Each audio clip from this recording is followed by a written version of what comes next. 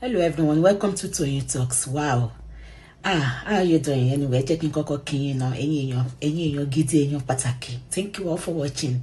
Thank you for following us. And if you're new here, we say you welcome. Thank you for joining us. More Sunday, 30th of November, 30 on the 1 of January, December. I said this particular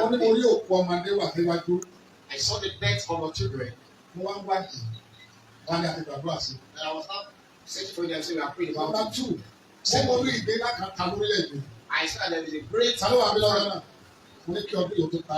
the end of this year, and I was scared. Let's pray. In the 10th month, I see some prophecies. I saw Oriyomi Hamzat.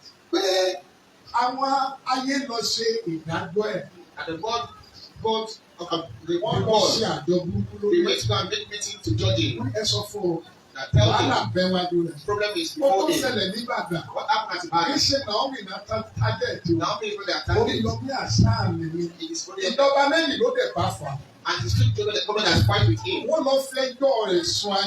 They are going to even report to Timothy. Because of Timothy, like I'm silent.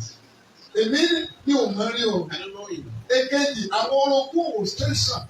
radio station fẹ́ mẹ́sàn pé wọ́n parẹ́ ní ìlú. They don't want to stop it from operating. Wọ́n gbìyànjú gbogbo ká lè rí bá sọ̀rọ̀. I tried all my my best to not to gbogbo ìgbìyànjú mi wọ́n ti pàbó. Every of my best to ní ọ̀sẹ̀ tí a kó sẹ́yìn. Last week. Nígbà tí ìṣẹ̀lẹ̀ yẹn pọ̀ tún la. When it's like today's mo lọ ìlú Ìbàdàn. I went to Ibadan. Mo gbà ní ọ̀dọ̀ alágbára kan bẹ́ẹ̀. I was with some of the farm persons. Ìkan nínú àwọn àgbà Ìbàdàn. One of the. A pè. We called him. Kò gbé fóònù. Bàbá yẹn tó tẹ̀sí sí. And the man texted him. Kò reply. He did not reply. It's a nigga. Ó pọ̀jọ́ mẹ́ta kó sọ̀rọ̀. It's 3 days before this happening. Later ni bàbá yẹn wá pé bàbá wa Kọ́lá Olótù. Bí bàbá Kọ́lá Olótù wá gbé fóònù, mo wá kí mo ní màá wá pa sọ̀rọ̀ later. Then our father called Kọ́lá Olótù and I said I will come and meet him later. Láti ọ̀sẹ̀ tó kọjá kò ń sọ̀fọ̀. From kí ni túmọ̀ fọ yẹn been pé àwọn ọmọ tí ó jáde láyé yẹn. That those child that left the world.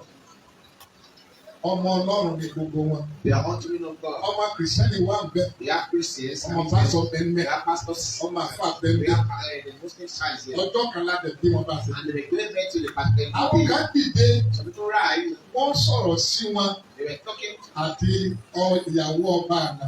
They are talking to Naomi. Torí wọn ni mo ṣe sọ nípa ìyàwó nǹkan márùn-ún tá a gbẹ́dọ̀ fi yọ ẹ̀yìn. That is why I tell them what the fighting with. Àwọn tó wá yọ Naomi àti Oriyomi Hamzat. Those that are mocking them. Ó yẹ kí wọ́n lè rántí pé èyí tó ṣẹlẹ̀ ní ìjọ Kátólíìkì l'Àbújá ńkọ́. You should remember what that happened at Catholic at Abuja. Èyí tó ṣẹlẹ̀ ní Òkìrìkà ní Anambra ńkọ́. What that happened at Anambra. Gbogbo àwọn tó yọ wọ́n. Those that are mocking them. Mo fi orí àwọn abiyamọ tó wà ń bí. I beg you because of the mother. Olúwa yóò dárí jì wọ́n. God will forgive you. Ẹ ṣàbẹ̀ ọ̀. Amen.